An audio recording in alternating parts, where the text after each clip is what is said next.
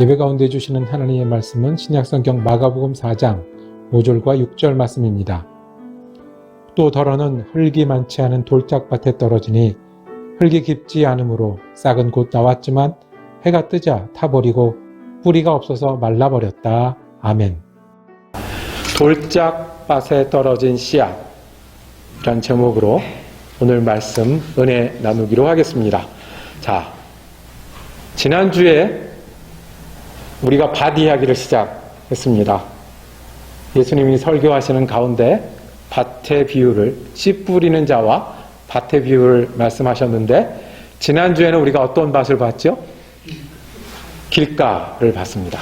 그럼 당연히 오늘은 어떤 밭이냐 하면 돌짝밭입니다. 제가 한 주간 동안 뭘 보고 다녔을 것 같습니까? 앉으나 서나 돌을 보고 다녔습니다. 돌이 참 많더라고요. 참 여러 곳에 있었습니다. 발에 채이는 조그만 돌부터, 그리고 집을 떠받들고 있는 돌도 있었고요. 그리고 멀리서 보니까 정말 세상은 돌과 돌의 연속으로 이루어져 있었습니다. 우리가 서 있는 땅이 어떻게 보면 거대한 돌 위에 서 있다는 사실을 깨달았습니다. 돌이 무지 많습니다. 그러고 나니까 좋은 돌도 보이고 나쁜 돌도 보이고 움직이는 돌도 보이고 멈춰있는 돌도 보입니다. 그러다가 든 생각이, 이 안에는 뭐가 들었을까요? 네. 웃으시는 분들은 자기 머리도 한번 붙잡아 보시고요. 예. 예수님이 설교하시는데 사람들이 많이 앉아 있었습니다. 그런데 그 중에 길가 같은 사람이 보였던 겁니다. 그리고 돌짝밭 같은 사람도. 오늘 이 말씀은 누구를 위한 복음일까요? 돌짝밭은 성경에 이렇게 설명이 되어 있습니다. 씨를 뿌렸는데 기쁨으로 밭되라고 했습니다. 돌짝이 길가가 아니라 밭인 줄 알고 뿌렸는데 그 밑에 돌이 있는 겁니다. 그래서 씨가 처음에 들어갔을 때는 씨가 자리를 잡고 싹이 날 수도 있고 잎이 날 수도 있는데, 시간이 지나니까 밑에 돌 때문에 더 자랄 수가 없는 겁니다. 자리를 잡을 수가 없고 뿌리를 낼 수가 없습니다. 그래서 돌짝밭과 같은 마음은 어떤 마음이라고 했냐면, 해가 뜨자 타버리고 뿌리가 없어져 말라버렸다 그랬습니다. 지금은 싹이 났는데 해가 나니까 뿌리가 없는 이 씨앗은 말라서 죽어버렸다라고 말씀합니다. 이런 심령이, 이런 자세가, 이런 믿음이 돌짝밭과 같은 사람이다라고 말씀을 합니다. 묵상을 하면 할수록, 말씀을 살피면 살필수록 씨를 뿌는 분이 예수님이시고, 예수님께서 우리에게 복음을 통해서 생명의 씨를 뿌리신다는 말씀은 참으로 맞는 말씀인 것 같습니다. 참으로 맞는 말씀. 예수님이 생명인데, 예수님이 우리에게 어떻게 오시냐면, 예수님이 우리에게 오셔서 보여주시고 가르치심으로 우리가 믿게 하셨잖아요. 그게 씨를 뿌린 것과 같다라고 말씀합니다. 씨가 원래는 요만하지만 그 안에 생명이 있잖아요. 그래서 그 생명이 있으면 언젠가 그 생명은 살아서 움직이잖아요. 이제 곧 봄이 오지만, 이제 한국 분들이 잘 심는 식물 중에 깨 있습니다. 깻잎. 깻잎의 씨앗은 얼마나요? 깨예요. 요만해요. 그런데 그게 생명이에요. 심기우면 그게 정말로 싹이 나요. 올라와요. 그래서 나중에 깨가 열려서 정말 하나가 많은 열매를 맺어요. 그게 생명이에요. 어떤 생명은 보이지 않는 생명일 수도 있어요. 우리가 과일나무 같은 것은 심는다고 금방 올라오나요? 그렇지 않죠?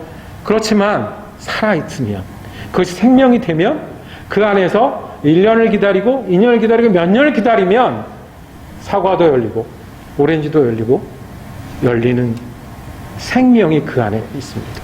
예수님이 생명이십니다. 참 맞는 말씀입니다. 그리고 예수님이 우리가 보고 듣고 믿는 일이, 그 씨앗을, 그 생명이 우리에게 오는 일입니다. 그래서 예수님을 믿으면 마음이 달라지고요.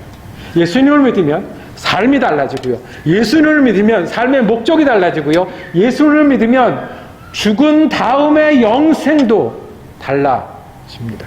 예수님은 참 생명입니다. 그래서 그 씨앗을 어떻게 받느냐가 굉장히 중요한 일입니다. 씨에 대해서 염려하지 않아도 된다는 겁니다. 예수님에 대해서는 더 묻지 않아도 된다는 겁니다. 의심할 필요가 없다는 말씀입니다. 그러나 이제는 무슨 일만 남았죠? 길가밭인가 돌짝밭인가 그 일만 남았습니다. 그런데 예수님 눈에 어떤 사람도 보인 겁니까? 어떤 마음도 보인 겁니까? 돌짝밭 같은 사람도 보인 겁니다. 예수님이 그 사람들이 눈에 보이셨어요. 얼마나 안타까우셨을까요? 얼마나 답답하셨을까요? 야단도 치고 싶기도 하셨고 부르고 싶기도 하셨을까요? 그래서 돌짝밭 이야기를 하셨습니다. 제자들에게 이 돌짝밭 이야기를 뒤에 풀어주십니다. 제가 16절과 17절을 읽어드리며 말씀드립니다. 돌짝밭에 뿌려지는 것들은 이런 사람들이다. 그들은 말씀을 들으면 곧 기쁘게 받아들이기는 하지만 말씀을 들을 땐 아멘, 말씀을 들을 땐 믿는 사람 같아요. 그들 속에 뿌리가 없어서 오래가지 못하고 그 말씀 때문에 환난이나 박해가 일어나면 곧 걸려 넘어진다. 우리가 살아가는 때는 환난이 있습니다. 박해가 예수님 잘못 이루려고 하면 있습니다. 힘들게 할 일이 있고요. 절망하게 할 일들이 생겨요. 그러면 금방 없어진다는 거예요. 들을 때는 아멘이 되는데 믿는 것 같은데 다시 월요일에 다시 집에 다시 사람들과 다시 일에 다시 계산기를 두드리면 그리고 다시 어려운 일을 만나면 원래 모습으로 돌아가는 거예요. 돌짝밭 이야기의 뜻은 명쾌합니다. 돌짝밭이 되라? 되지 말아라. 돌짝밭이 되지 말았으면 좋겠다라고 말씀합니다. 두 가지 복음을 우리가 듣기를 원합니다. 첫 번째는 우리가 어떤 돌을 가지고 있는지 살폈으면 좋겠습니다. 돌이요. 내가 믿으려는 마음이 있긴 해요. 믿기도 해요. 잘 믿어보려고 해요. 그런데 자라다 멈추는 그 돌이요. 이 돌은 제가 돌의 이름을 지으면 거기까지만이란 돌입니다. 거기까지만이란 돌이요. 예수님이 주님인 걸 알아요. 구원자인 걸 알아요. 그런데 거기까지만인 겁니다. 예수님이 주일날 나의 주일이라고 고백을 해요. 찬양의 은혜로 해요. 그런데 주일까지만인 겁니다. 믿으려고 하는데 잘 믿으려는 마음이 있는데 또 그 일에 들어가면 경쟁심이 생기고 또 그 일에 들어가면 자존심이 생기고 또 그 일에 들어가면 내 마음으로 다시 돌아가는 거예요. 내가 그렇지 뭐가 되는 것이 거기까지만이에요. 이런 사람들이 안에 돌을 가지고 있는 밭과 같은 심령들입니다. 주님이 주님이라고 하셨을 땐, 주님을 아멘이라고 했을 때는 거기까지만이 아니라 우리 가운데 들어오게 하셔야 됩니다. 주일날 아멘하면 다른 날도 아멘이 되어야 합니다. 주일날 마음이 평안해지면 다른 날도 예수님 때문에 마음이 평안해야 합니다. 내가 좋은 일에 내가 예수 이름으로 할 수 있으면 굳은 일에도 예수 이름으로 할 수 있어야 합니다. 그리스도인들의 가장 큰 어려움 중에 하나는 믿음의 영역과 내 영역을 나누어 놓는 일이 있습니다. 거기까지는 믿음이 못 들어오게 하는 겁니다.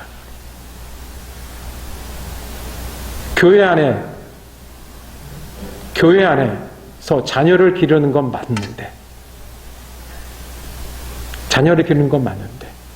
우리 자녀가 성적이 떨어지는데도 교회를 다니게 할 수는 없어.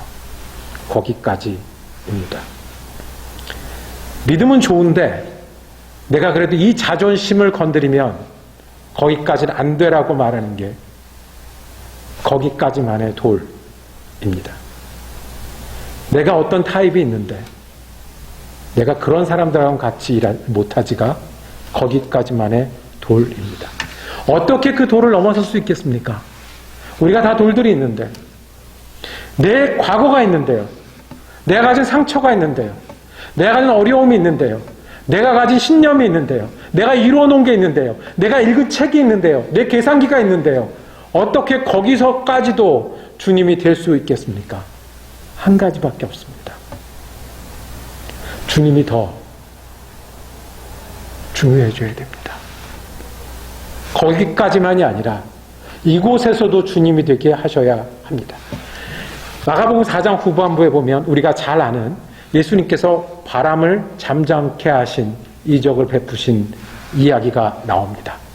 제자들이 밤에 예수님과 함께 바다를 건너고 있었고요. 풍랑을 만났어요. 그 풍랑 때문에 위험하게 되는데 어느 정도 위험하게 됐냐면 물이 배에 가득하게 됐고 죽을지도 모른다는 생각이 들었어요. 그때 예수님을 깨웠어요. 예수님이 일어서셔서 풍랑을 잔잔케 하셨어요. 풍랑을 잔잔케 하신 다음에 하신 말씀이 어떤 말씀이셨습니까? 40절입니다. 예수께서 그들에게 말씀하셨다. 왜들 무서워하느냐? 아직도 믿음이 없느냐? 라고 말씀하셨습니다. 풍랑을 만나서 고생하는 사람들에게 믿음이 없다라고 말씀을 하셨어요. 왜요? 방금 전에 본 게 뭐였어요? 수천 명을 먹인 일 아니었어요. 방금 전에 본 일이 뭐였어요? 병자를 치유한 일 아니었어요. 방금 전에 본 일이 뭐였어요? 예수님이 이렇게 믿어라라고 가르침을 듣고 아멘 했는데 내가 배를 저을 줄 아는데 내가 바람을 아는데 내가 이것을 헤쳐나가야 하는데 거기까지는 예수님이 없는 줄 알았습니다. 배를 저어나가는 일, 바다를 건너는 일, 아픔을 극복하는 일, 자존심을 넘어서는 일, 과거의 상처를 갖고 사는 일, 내가 경쟁에서 승리하는 일, 내가 책을 이렇게 많이 봐서 알고 있는 일, 내가 경험해서 느낀 일은 그거는 내 거라고 생각했던 거죠. 주님 말씀하십니다. 왜 이렇게 믿음이 없느냐? 왜 이렇게 믿음이 없느냐? 네 고민에는 내가 주님이 되지 못할 줄 아느냐? 바쁜 일정에는 주님이 될 줄 못할 줄 아느냐? 상한 마음에는 주님이 될 줄 못할 줄 아느냐? 월요일에는 주님 되지 못할 줄 아느냐? 네 성격에는 주님이 될 줄 못할 줄 아느냐? 우리 가운데 있는 돌은 거기까지만의 돌입니다. 율법학자들은, 바리새인들은 거기까지만 하다 예수님을 십자가에 묶어 두었습니다. 예수님의 자리를 거기라고 정해 주었던 거죠. 우리는 어떤 돌을 가지고 있습니까? 우리보다 먼저 예수님이 우리가 돌밭과 같은 마음이 될 때, 우리가 좋은 밭이 있어도 어느 한쪽에 돌을 품고 있을 때 예수님이 호소하십니다. 돌밭과 같은 마음이 되지 말아야 한다. 돌밭 때문에 생명이 자라지 못한다고, 복음이 들어가지 못한다고 말씀하십니다. 예수님이 돌밭을 이야기하신 첫 번째 이유는 우리 가운데 어떤 돌이 있는지를 살펴보길 원하십니다. 두 번째 이유는 무엇이겠습니까? 거기까지만이란 돌이 우리에게 있으면 두 번째는 아주 간단합니다. 어떡하라고요? 그 돌을 드러내라고요. 돌을 드러내라고 우리에게 말씀하십니다. 돌을 드러내는 것은 돌을 살펴보는 데만 있지 않습니다. 돌이 무엇 때문에 있는지를 살펴보는 데가 있지 않습니다. 세상에는 돌을 많이 살펴보도록 합니다. 어렸을 때 어떤 경험을 했습니까? 그리고 계산기를 갖고 와서 지금 재정 형편이 어떻습니까? 그리고 자녀들을 모아놓고 어떻게 하면 더 나아질 수 있겠습니까? 주님이 돌짝밭 이야기할 때는 네 안에 있는 돌을 분석하는 데 관심이 있으시다는 말씀을 하시는 게 아니에요. 어떻게 하라고요? 돌을 드러내라는 거예요. 까만 돌이든 하얀 돌이든 무거운 돌이든 그것이 과거가 내게 준 돌이든 내가 만든 돌이든 아니면 환경 때문에 얻게 된 돌이든 이 돌 때문에 내가 아멘하지만 돌아가서 다시 그 모양으로 돌아가는 일이 있다면 그거를 드러내라는 거예요. 거기까지만 하는 게 있다면, 그게 성격이라면 그게 내가 가진 지혜라면, 내가 가진 능력이라면, 그래서 주님이 우리 성경 말씀에 말씀하셨어요. 헬라인은 지혜를 구하고 유대인은 기적을 찾으나 나는 예수를 이렇게 하면 믿을 것 같아 라고 하는 지혜가 있으면 그걸 드러내야 생명에 들어간다는 거예요. 나는 내게 이런 일이 일어나면 하나님이 이렇게 해주시면 내가 더 잘 믿을 것 같아 하면 그걸 드러날 때 생명이 들어와서 자라난다는 거예요. 도를 드러내는 일은 예수를 더 소중하게 여기는 일이라고 말씀했습니다. 이것을 어떻게 드러내지 얼마나 무겁지를 연구하는 시간에 드러내서 바꿔버리는 거예요. 그 돌 자리에 뿌리가 내리게 하는 일이에요. 예수를 더 중요하게 여기는 거예요. 예수님 그래서 이렇게 명령하시는 거예요. 돌짝밭 같은 마음이 있으면 그 돌을 드러내 버려라 라고 말씀하시는 거예요. 예수님과 함께 드러내는 거예요. 예수님 아니면 드러낼 일 없어요. 내 지혜를, 내 기적을 바라는 마음을 왜 드러내요? 그냥 그렇게 사는 거죠. 그런데 우리가 예수님을 믿는 사람이라고 하면, 그래서 예수님의 말씀이 뿌리를 내서 생명이 되는 것을, 그 열매를 보고자 하면 내 안에 있는 돌을 드러내는 거예요. 성격만 그러겠습니까? 습관만 그렇게 하겠습니까? 나쁜 경험들은 어떻습니까? 그에 대한 태도들은 어떻습니까? 내 말투들은 어떻습니까? 무엇을 하고 무엇을 멈추고에 대한 내 생각은 어떤 것입니까? 주님이 제자들에게 왜 믿음이 없느냐라고 말씀하셨을 때 배는 내가 몰고 가는 줄 알았거든요. 풍랑은 예수님이 어떻게 못하는 줄 알았거든요. 그런데 배도 주님과 함께 갈 수 있고요. 풍랑도 예수님과 함께 갈 수 있다는 것이 믿음입니다. 그것이 도를 드러내는 겁니다. 또 한 이야기 더 드리겠습니다. 애틀란타 교회에서 있었던 이야기라고 합니다. 목사님이 오셔서 자랑처럼 하시던 이야기예요. 선교 여행을 간 모양이에요. 아프리카로 선교 여행을 가셨대요. 아프리카 선교 여행을 가는데 선교 여행 팀을 만들 거 아니에요? 우리가 2주간 동안 3주간 동안 아프리카 여행을 가는데 같이 갈 수 있는 분들, 또 가서 일하실 분들을 팀을 만드는데 목사님이 한 분을 꼭 데려가기를 원하셨어요. 어떤 분이냐면 교회를 오기는 오는데 부인 때문에 억지로 오는 분이 계신 거예요. 그래서 딱 교회 오면 갈 생각하시고 이제 가면 이제 교회랑은 나는 이만큼이나 했으니까 최선을 다한 거죠. 그분하고 같이 가고 싶은 마음이 생겼어요. 그래서 목사님 특별히 초대했어요. 같이 가셨으면 좋겠습니다. 당신은 사진 찍는 걸 좋아하지 않습니까?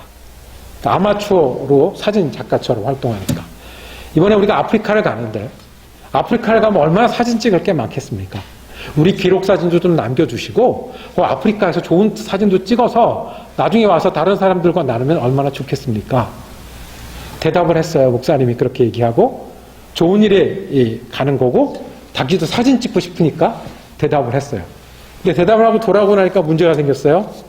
왜냐하면 이분이 담배 없이는 살지 못하는 분이세요. 하루에 이제 한 갑 이상씩을 피는 분이세요.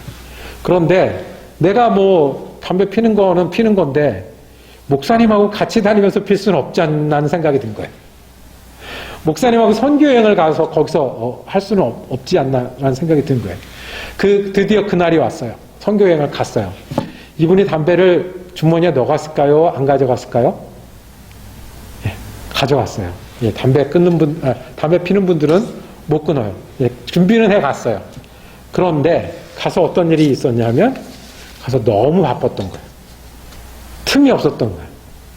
그리고 목사님 옆에 또 많은 사람들이 요구하는 걸 따라가다 보니까 돌아서서 그걸 할 틈이 없이 지나간 거예요. 그렇게 일주일이 지나고 2주일이 지나고 돌아오게 된 거예요. 돌아올 때 되니까 어떻게 됐어요? 걱정했던 게 이미 내 몸에서 떠났던 거예요. 성경에 담배를 2주간 끊으라는 얘기가 있습니까? 아프리카 가면 안 피워야 된다는 얘기가 있습니까? 그런 게 아닙니다. 그런데 이분은 어떻게요? 가서 더 바쁜 일이 있었어요. 더 소중한 일이 있었어요. 내가 사진을 찍는 일, 선교에 참여하는 일이 내가 이런 거를 챙기는 것보다 내 습관을 반복하는 것보다 훨씬 더 소중해졌던 거예요. 그러니 돌아올 때 달라졌던 거예요. 제자들은 풍랑 이야기를 한 번 하고 더 하지 않았습니다. 왜냐하면 풍랑일 때마다 제자들은 무슨 생각을 했을까요? 예수님이 풍랑도 같이 이겨나가실 수 있는 분이다라는 것을 믿기 시작했기 때문에 그렇습니다. 말씀을 정리하도록 하겠습니다. 돌밭 이야기를 하셨습니다. 예수님 설교하시다가 안타까우셔서 돌밭 같은 마음을 보시고, 아니 좋은 분인데 좋은 말씀을 듣고 있는데 한쪽에 돌이 있어서 그 돌 때문에 돌밭 이야기를 하셨습니다. 거기까지만, 그리고 뿌리 내리지 못하는 돌을 보시고 말씀하셨습니다. 드러내라고요. 우리는 어떤 돌을 가지고 있습니까? 내 성격이 있습니까? 내 타입이 있습니까? 내 신념이 있습니까? 내가 아는 것이 있습니까? 내가 이뤄놓은 것이 있습니까? 아니 반대로 내 상처가 있습니까? 내 짐이 있습니까? 내 풍랑이 있습니까? 주님은 거기서도 주님이십니다. 그리고 주님과 함께 드러내기를 원하십니다. 사순절을 지내고 있습니다. 우리 가운데 혹시 돌밭이 있으면, 내 속에 혹시 돌이 있으면 드러내는 기간이 사순절 기간입니다. 주님 앞에 주님의 생명이 온전히 내 생명이 되기 위하여 우리 가운데 돌을 드러내는 그런 그리스도인이 되고 그 결심을 다시 하는 우리가 되었으면 그 바람으로 주님 돌짝밭에 관한 말씀을 오늘 우리에게 다시 호소하신 줄로 믿습니다.